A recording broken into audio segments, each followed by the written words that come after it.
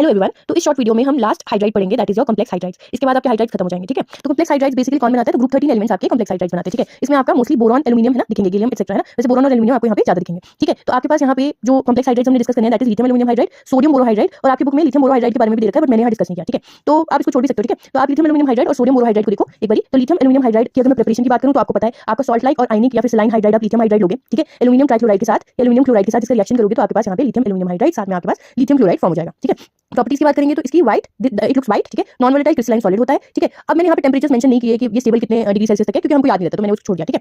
अब आपके पास यहाँ पे लिथियम एल्यूमिनियम हाइड्राइड की अगर मैं बात करूँ तो अगर मैं इसको हीट करूँ, ठीक है, या फिर वाटर या इथेनॉल के साथ रिएक्ट करूँ तो ये हाइड्रोजन लिबरेट करता है, ठीक है। लिबरेट करता है हाइड्रोजन, ठीक है। तो आपने ये याद रखना है। इसके अलावा देखो मैंने इंपॉर्टेंट चीजें यहाँ पे मेंशन करी है, ज्यादा मैंने डिटेल में इसको नहीं टच किया, ठीक है। तो आप कितना भी करके जाओ तो भी आपको मार्क्स मिल जाएंगे, ठीक है। तो इसके अलावा अगर मैं लिथियम एल्यूमिनियम हाइड्राइड की बात करूँ तो ये बहुत ही अच्छा रिड्यूसिंग एजेंट होता है, organic as well as inorganic chemistry. तो ऑर्गेनिक केमिस्ट्री में भी बहुत ही इसका वास्ट यूज होता है, वाइडली यूज होता है एज अ रिड्यूसिंग एजेंट। तो मैं इसका डिटेल आपको कुछ और वीडियो में जब ऑर्गेनिक हम डिस्कस करेंगे तब मैं आपको बताऊंगी कि इसका कितना यूज है ऑर्गेनिक केमिस्ट्री में, ठीक है। वैसे ही आपका इनऑर्गेनिक केमिस्ट्री में भी ये बहुत ही अच्छा रिड्यूसिंग एजेंट की तरह एक्ट करता है। तो अगर आपके पास यहाँ पे टिन टेट्राक्लोराइड, सिलिकॉन क्लोराइड है ना, एल्यूमिनियम क्लोराइड आप यहाँ पे यूज करते हो, तो आपके पास यहाँ पे लिथियम एल्यूमिनियम हाइड्राइड इन तीनों को है ना रिड्यूस कर देता है इन देयर रिस्पेक्टिव हाइड्राइड्स, ठीक है। तो क्योंकि बहुत ही अच्छा रिड्यूसिंग एजेंट है तो आपने ये रिएक्शंस पक्का से याद करके जानी है, इसमें कुछ हार्ड एंड फास्ट है नहीं, तो आपने याद कर लेनी है, ठीक है। नेक्स्ट आपके पास है सोडियम बोरोहाइड्राइड। अगर मैं इसकी प्रिपरेशन की बात करूँ तो आपके पास यहाँ पे आयनिक और सॉल्ट लाइक हाइड्राइड आप फिर से ले लोगे सोडियम हाइड्राइड, उसको डाइवोरिन के साथ रिएक्ट करोगे तो हमने पहले भी डिस्कस कर रखा है, तो ये आपके पास सोडियम बोरोहाइड्राइड दे देगा, ठीक है। जैसे आपके पास लिथियम एल्यूमिनियम हाइड्राइड व्हाइट था, नॉन वोलेटाइल क्रिस्टलाइन सॉलिड था, ये भी व्हाइट क्रिस्टलाइन सॉलिड है, ठीक है। Stable up to 100 degree Celsius temperature, तो वो मैंने यहाँ पे डिस्कस नहीं किया, ठीक है, क्योंकि नहीं याद रहने वाला।